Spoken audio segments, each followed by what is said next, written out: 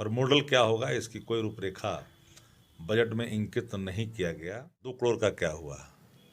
आपकी साख मरी हुई है ना, विश्वास कौन करेगा? हर क्षेत्रों को प्राइवेट करने की जो उनकी बाकायद है और पूरे ट्रिपल पीपी मोड की चर्चा जो हुई है, यह एक तरह से सरकारी उपक्रमों को सरकारी संस्था। नमस्कार, आदाब, सत श्री अकाल। लाइव नेशन 7 में आपका स्वागत है। मैं शादाब मलिक। अगर अभी तक आप लोगों ने हमारे चैनल को सब्सक्राइब नहीं किया है तो ज़रूर सब्सक्राइब कर लें। देश का आम बजट निर्मला सीतारमण वित्त मंत्री ने संसद में पेश कर दिया और एक बार फिर जो अहम मुद्दा है वो है रोज़गार का, और 60 लाख रोज़गार की बात इस आम बजट में की गई है। और इस मुद्दे पर चर्चा करने के लिए हमारे साथ मौजूद हैं शक्ति सिंह यादव, राजद प्रवक्ता, और हम इनसे जानते हैं कि ये जो 60 लाख की बात हुई है, क्या लगता है कि युवाओं के लिए ये बड़ा मौका मिलेगा इसमें? बजट 2022 जो देश के वित्त मंत्री निर्मला सीतारमण जी ने जो पेश किया, सबसे पहले मेरी सीधी प्रतिक्रिया पूरे बजट पर एट ए ग्लांस जो हमने बजट को देखा, सबसे निराशाजनक। आज़ाद हिंदुस्तान में इतना कमज़ोर budget, anti poor, anti farmer, anti unemployment, anti development, निराशाजनक ये पूरी तरह से बजट है। बिहार मानचित्रों पर नहीं था बजट में। जिस रोजगार की दुहाई दे रहे हैं, बेरोजगारों से घबरा गई सरकार ने रोजगार सृजन की बात कही है बजट में, जिसमें आत्मनिर्भर भारत और खास कर करके मेकिंग इंडिया की चर्चा की गई है माध्यम। पर मॉडल क्या होगा इसकी कोई रूपरेखा बजट में इंकित नहीं किया गया। हम समझते हैं कि 2 करोड़ जो रोजगार प्रतिवर्ष देने का जो वादा था, जो जुमला करार दिया गया, पकौड़े तक आकर के मामला बना, वही हाल इस वादे का भी होगा। इस देश में 45% लोग बेरोजगार हैं।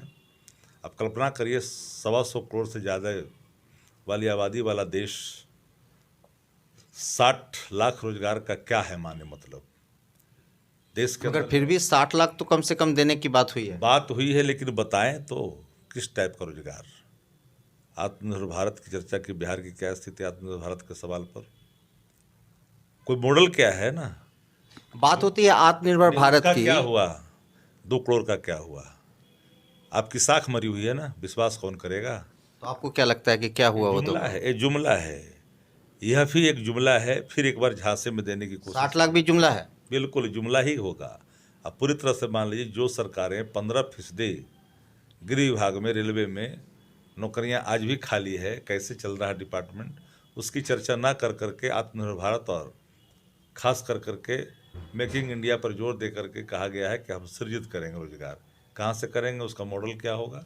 एक बात बताएं, आत्मनिर्भर भारत की बात की गई है, तो क्या नहीं लगता कि जीएसटी और नोटबंदी से आत्मनिर्भर भारत को जो छोटे छोटे कुटीर उद्योग थे वो सारा उसमें नष्ट हुआ, उससे आत्मनिर्भरता पर आत्मनिर्भर होने के बजाय लोग अब निर्भर हो गए हैं दूसरे पे।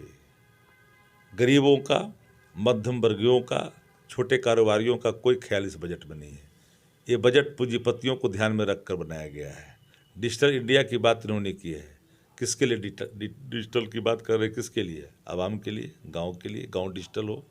पर जिस शिक्षा की चर्चा कर रहे हो, गांव के स्कूल तबेले में तब्दील है।